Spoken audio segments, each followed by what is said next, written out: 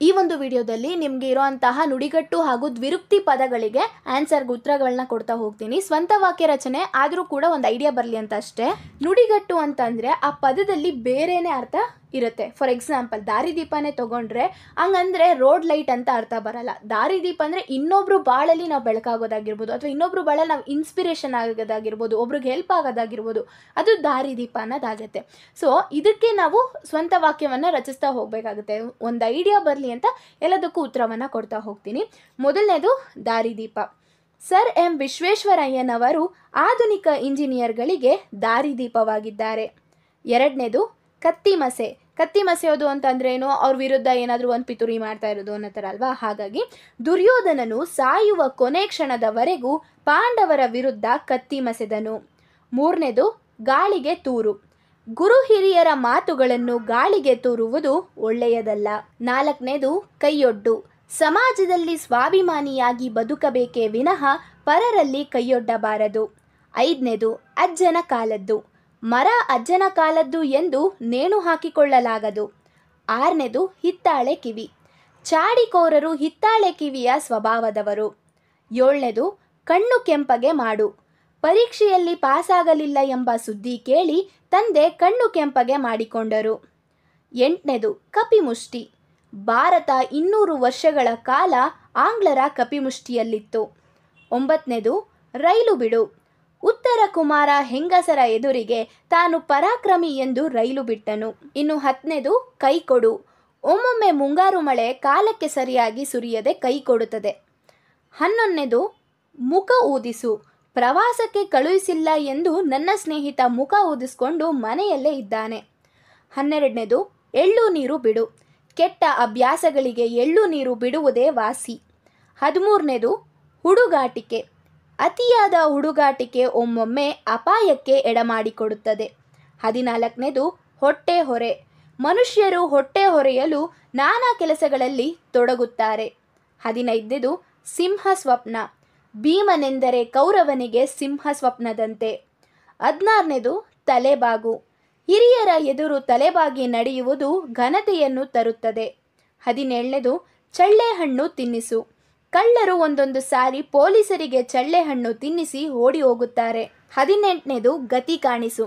ಶತ್ರುಗಳಿಗೆ ಒಂದು ಗತಿ ಕಾಣಿಸುವುದೇ ಒಳ್ಳೆಯದು. 19ನೇದು ಮೊರೆ ಹೋಗು.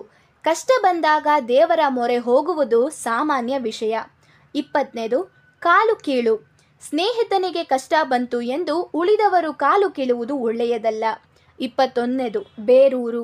ಹೊರ ರಾಜ್ಯಗಳಿಂದ ಕರ್ನಾಟಕಕ್ಕೆ ಬರುವವರು ಇಲ್ಲೇ ಬೇರೂರುವುದು ಸರ್ವೇ ಸಾಮಾನ್ಯವಾಗಿದೆ. 22ನೇದು ಒಡಕುಬಾಯಿ. ಒಡಕುಬಾಯಿಯವರಲ್ಲಿ ಗುಟ್ಟು ನಿಲ್ಲುವುದಿಲ್ಲ.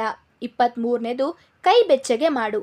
ಸರ್ಕಾರಿ ಅಧಿಕಾರಿಗಳಿಗೆ ಕೈ ಬೆಚ್ಚಗೆ ಮಾಡದೆ ಕೆಲಸ ಮಾಡಿ ಕೊಡುವುದಿಲ್ಲ.